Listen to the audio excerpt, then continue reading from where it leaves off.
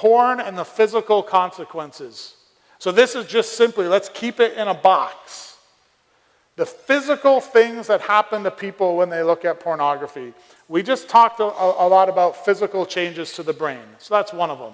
You get your brain rewiring, you get your pathway. It's a physiological thing that's going on there. Now how about this one? This could be another term that sends a little shivers up people's spines and get them a little, ooh, really, did you just say that? I just said under 30 erectile dysfunction.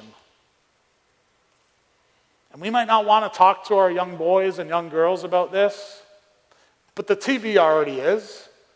I'm so tired of those Viagra ads that have late 40s, early 50s men with the woman selling this drug that you need to take it to satisfy her. Look at what's up here. In 1945, only 3% of men under 30 had some form of diagnosed erectile dysfunction. 3%. By 1994, that had risen to 7%. So in almost 50 years, we had a 4% increase in men who are under 30 experiencing erectile dysfunction. Go from 94 to 2011, and this is a US military survey. 33% of men under 30 have some form of ED. And guys, this is the reason we bring this up, because all the stuff we talk about for the guys, this is the number one reason men are stopping porn. The number one reason. There is a whole movement of people who are giving up porn, intentionally saying, I don't watch this. And for men, this is the number one reason. Remember lesson 1, key message, porn is fake. It's going to promise you this, and it's going to give you, it promises you you're going to be some stud. It promises you you're going to be some lady killer. It turns you into a...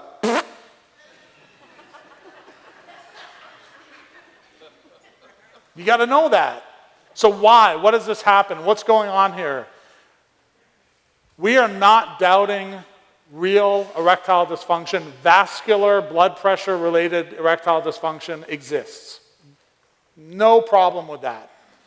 The problem is when a 35-year-old goes to the doctor with ED and is given a pill, that doctor doesn't ask about a porn addiction. And what is called porn-induced erectile dysfunction, it means that you cannot get an erection with a real person, but when you're looking at porn, there it is. So there's nothing wrong in your body or your system. You can get aroused, but because of that dopamine overflood, that oversaturation, that overstimulation, and now you need 5 screens and you need to watch 60 different videos in the time, and that's what it takes to get your sexual arousal going. How in the world could another person compete with that? We get wives say to me all the time, I just don't think I'm enough. And I look at her and I go, you're not. You're not. How could you compete with that if that's what's sexually stimulating your partner? You will never compete. And there are sad, sad, sad stories of people having to hold their phones over their partner's heads as they're having sex, because that's the only way they can be stimulated. Young men in this room, is that the future you want? And that's where it can go. Upwards to now 33% of men are having this issue. Again, simple solution. Don't buy Viagra, stop watching porn. You don't need a prescription for it. Free advice. That's the testimony we see. The other ones, let's just look at quickly, and you can try to jot these down as we go. Physical injury to self happens all the time, especially as we get desensitized. And we talk about people touching themselves and looking at pornography for extended periods of time, sometimes in the hours.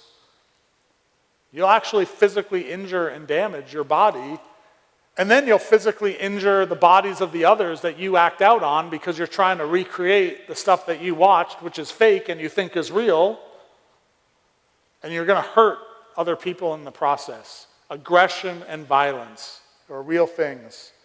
Loss of time and productivity is a real thing That example of being triggered at school and then just not being able to focus. We bring this to the attention of corporations.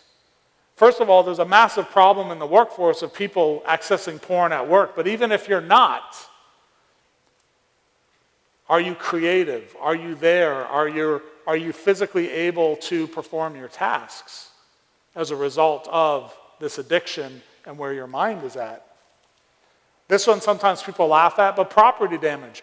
Fine. I think we all know if you're not careful, your computers get sucked up pretty quick with viruses and they get damaged, but you don't know how many groups I've been in and how many stories I've heard of guys talking about the accidents they got in while they were masturbating driving. It happens. And you're telling me you're in control of your sexuality when you can't even get to the store to buy milk and not masturbate?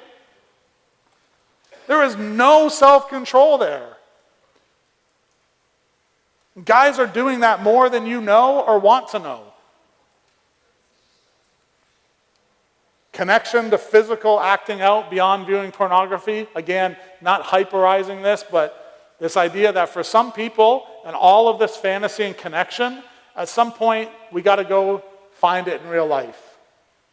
And you're not going to ask your wife to do those things. Or the wife isn't going to ask the husband to do those things. So now we start getting involved into the sex industry, which I know there's a lot of movements around human trafficking, and that's great. But if we don't have demand for those services, this is why it's connected. And they're grooming. We talked about 90% free. They're grooming us to be their customers. We've got to recognize that. Loss of jobs happens all the time. People losing their jobs and their income. Arrest, people being put in jail. Loss of finances. So again, I go back to that question. Somebody says, yeah, porn's safe. Porn doesn't hurt anybody. This is just looking at you. I think it's pretty clear that porn damages you physically, but that's just one part.